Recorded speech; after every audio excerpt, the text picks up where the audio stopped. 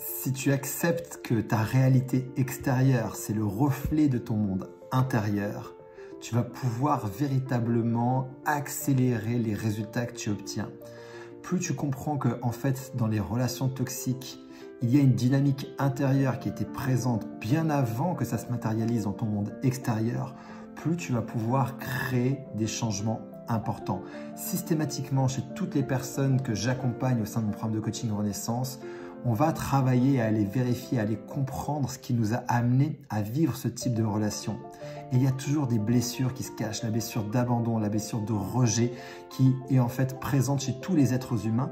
Mais chez les personnes qui vivent des relations toxiques, ces blessures-là ont été des blessures extrêmement fortes, puissantes et importantes qui ont eu un impact massif sur leur psychologie, sur leurs croyances et sur leur conception du monde, sur la valeur qu'elles s'attribuent à elles-mêmes. Et le schéma est toujours à peu près le même, c'est-à-dire que lorsqu'on est enfant et qu'on vit un trauma de ce type d'abandon et de rejet, en fait, l'enfant que l'on est va prendre la responsabilité de cette situation. Si ton père ou ta mère t'abandonne ou te rejette, tu vas en fait croire quand tu es enfant que c'est à cause de toi, que tu es en partie responsable, voire 100% responsable, c'est que tu n'es peut-être pas assez bien pour être aimé tel que tu es.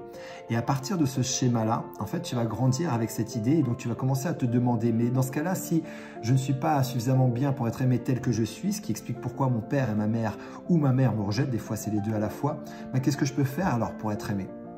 Et tu vas développer tout un tas de comportements, d'attitudes qui vont en fait t'amener à recevoir de l'amour, comme le syndrome Mère Teresa. Je m'oublie complètement et je donne tout aux autres. Et dans ce déséquilibre-là, en fait, je vais attirer des personnes qui vont être dans un équilibre opposé au mien, mais qui vont venir tout simplement me rééquilibrer dans mon énergie. Et bien, tu vas avoir en face de toi une personne qui prend tout.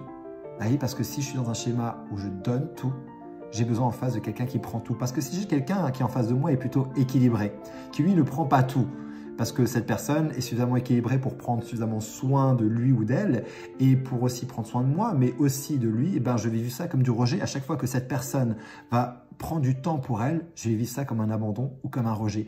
Parce que ça va réactiver chez moi mes blessures du passé.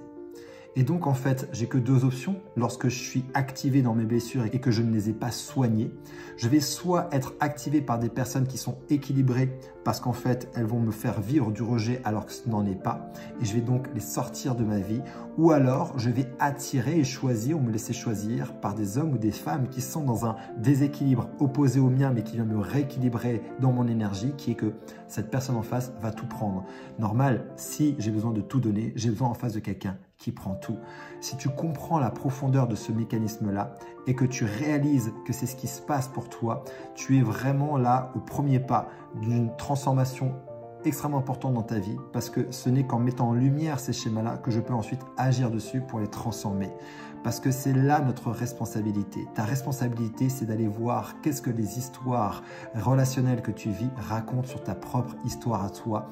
Pourquoi, d'une certaine façon, tu as choisi inconsciemment ou tu t'es laissé choisir inconsciemment par des hommes ou des femmes qui t'ont fait vivre ces souffrances. Et lorsque tu reprends la responsabilité de cette partie de ta vie et que tu vas voir à l'intérieur pour opérer ces changements à l'intérieur et non pas à l'extérieur dans une tentative désespérée que l'autre puisse changer, mais que tu comprends que l'origine du changement de ta vie se trouve en toi et non pas à l'extérieur de toi, ta vie là, boum, peut véritablement changer.